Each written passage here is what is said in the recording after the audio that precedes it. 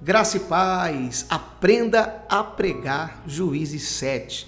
É sobre isso que vamos falar aqui nesse vídeo. E se você gosta de pregar a palavra de Deus, tem vontade de aprender a pregar a palavra do Senhor, então fica até o final, porque eu tenho a certeza que através desse vídeo você vai conseguir pregar esse texto. É um texto conhecido, fala de Gideão, quando o Senhor mandou Gideão separar os 300 valentes que iriam com ele para a batalha.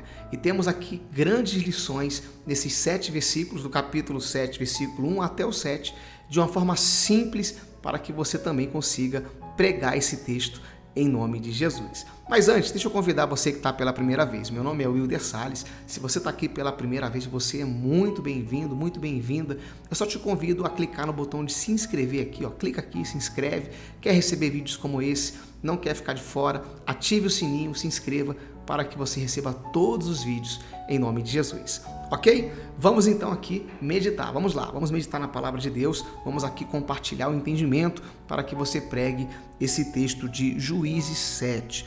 Bom, esse texto fala, como eu falei para você no início, que o Senhor separou ali realmente 300 homens para ir com Gideão. Gideão era realmente uma pessoa que Deus escolheu para fazer a diferença.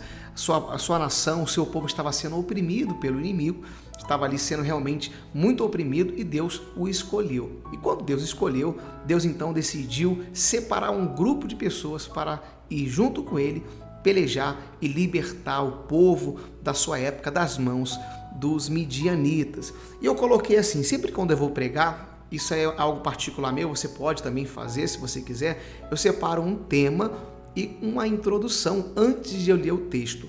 Se eu fosse pregar sobre Juízes 7, o que eu ia colocar de tema? Eu coloquei assim, ó, a minha força é o Senhor. Esse seria o meu tema. Depois você vai entender, quando você ler o texto, o porquê eu coloquei esse tema. Você pode colocar o tema que você achar melhor. Não tem problema, ok? Então esse seria o meu tema. A minha força é o Senhor. E eu coloquei uma introdução que eu quero ler para você. Eu anotei aqui, ó. Deus está no controle de tudo. E nossa vitória não depende da nossa força física, mas da nossa fé na palavra do Senhor. Então, esse seria o meu tema e a minha introdução. Você pode falar, igreja, Deus está no controle de tudo. E é verdade, meu irmão. Deus está no controle de tudo. Então você pode declarar com autoridade essa palavra. E declarar que a nossa força não está nas nossas mãos, no nosso braço, mas na nossa fé. A nossa força está em Deus. A nossa força está no Senhor. Ele é a nossa força. Deu para você entender? Então, é isso que eu compartilho com você e você pode aí compartilhar também, se você for ministrar esse texto e se você quiser compartilhar essa introdução. Lembrando que eu vou deixar aqui na descrição do vídeo, vai estar aqui, ó, você pode depois olhar o esboço completo para você ler, reler, se você quiser depois copiar, anotar mais algumas coisas em cima, fique à vontade, ok? Para facilitar o seu entendimento. Então, essa é a introdução. E aí, depois que você ali falou o tema que você vai falar, né? Que a minha força é o Senhor, você falou sobre a importância, como eu li para você aqui, que Deus está no controle, que a nossa vitória não depende exclusivamente das nossas mãos, da nossa força física, mas sim da nossa fé, né? Na palavra, no Senhor. E aí você explicou para a igreja, então você faz a leitura do texto, que é muito importante você ler ali o texto para depois você explicar e aplicar. E aí eu coloquei aqui, ó, Juízes capítulo 7, versículo 1 e 2. Tá? Eu vou indo por parte, pois eu já vou explicando e trazendo para você a aplicação. Você pode ler todo o texto e explicar no final e aplicar também. Eu já vou fazer diferente, eu vou lendo alguns versículos, trago aqui para você a explicação e trago a aplicação. Diz assim, de madrugada Jerubaal, isto é, Gideão, e todo o seu exército acampou junto à fonte de Arode. O acampamento de Midian estava ao norte deles, no vale, perto do monte Moré. E o Senhor disse a Gideão, você tem gente demais para eu entregar Midian nas suas mãos, a fim de que Israel não se orgulhe contra mim, dizendo que a sua própria força o libertou. Observe bem esse texto. Deus aqui está falando com Gideão e explicando para ele, olha, é muita gente que está com você. Se vocês vencerem essa batalha, eles vão dizer que foi pela força do braço, mas não pelo meu poder. E aí então Deus, ele fala para Gideão no versículo 2, você tem gente demais para eu entregar a Midian nas suas mãos, a fim de que Israel não se orgulhe contra mim, dizendo que a sua própria força o libertou. O que eu entendo com esse texto? O que já podemos aqui trazer de lição para a igreja nessa pregação? Eu coloquei assim, ó, Deus faz da forma que aos nossos olhos é impossível para assim mostrar o seu poder. Foi isso que eu coloquei aqui no meu esboço. E você pode compartilhar. Deus estava falando, Gideão, é muita gente. Se esse povo vencer essa batalha, eles vão dizer que foi pela força do braço. E hoje em dia, meu irmão, e aí você pode então aplicar para a igreja, não é diferente. E você pode declarar, a igreja não é diferente. Meu irmão, minha irmã, não é diferente hoje em dia. Deus, ele faz coisas, ele trabalha de uma forma que a gente não entende. Que parece que vai dar errado, mas no final dá tudo certo. Porque ele é Deus, ele está no controle. Lembra do início que eu falei que Deus está no controle de tudo? Exatamente isso. E aí você pode falar isso para os irmãos. Porque Deus não é com quantidade. Deus é com qualidade. Deus não queria aquela multidão, mas ele queria realmente um povo ali que ele escolhesse para assim mostrar o seu poder. E é isso que Deus quer fazer também na vida daqueles que creem na sua palavra. Amém? Então você pode compartilhar dessa maneira. Vamos lá, vamos continuar. Espero que está sendo claro e simples, tá bom, meu irmão, minha irmã?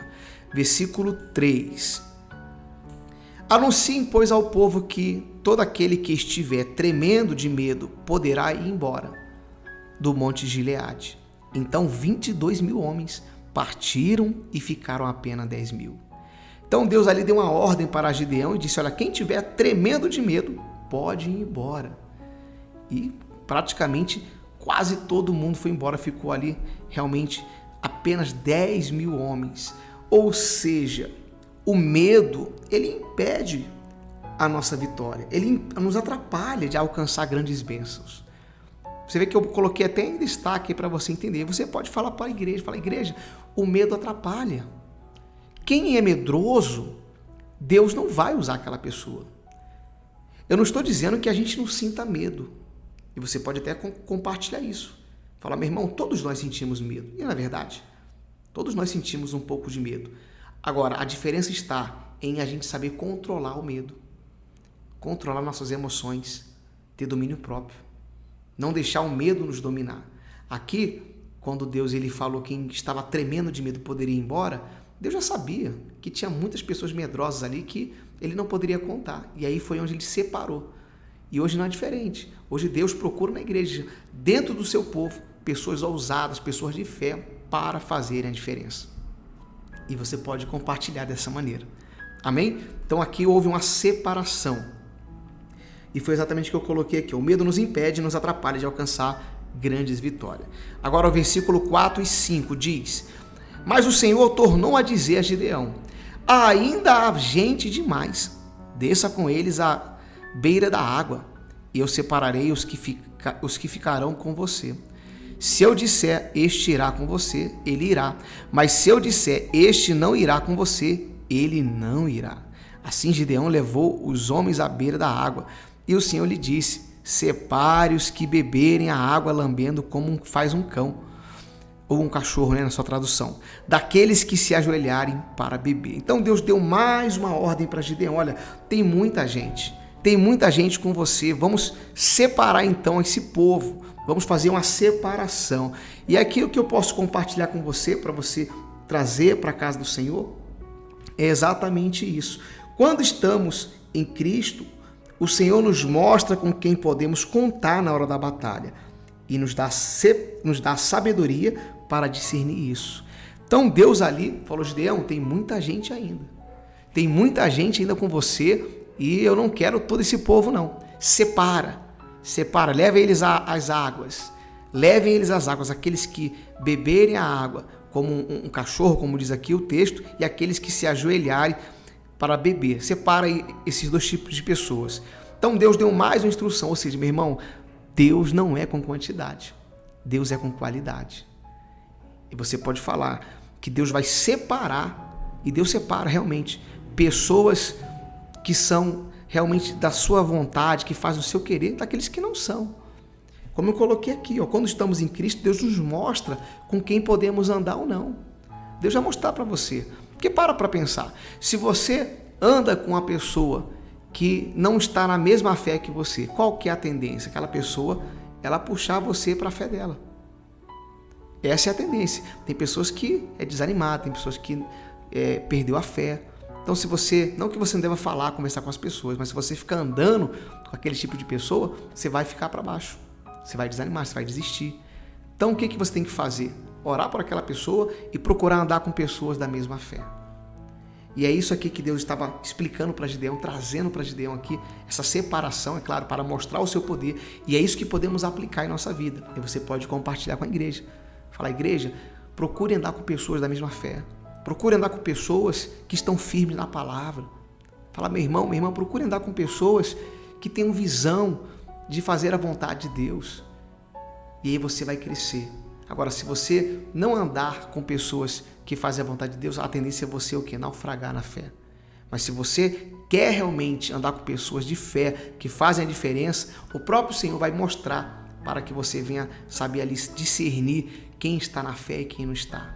Pois isso que Deus fez aqui com Gideão.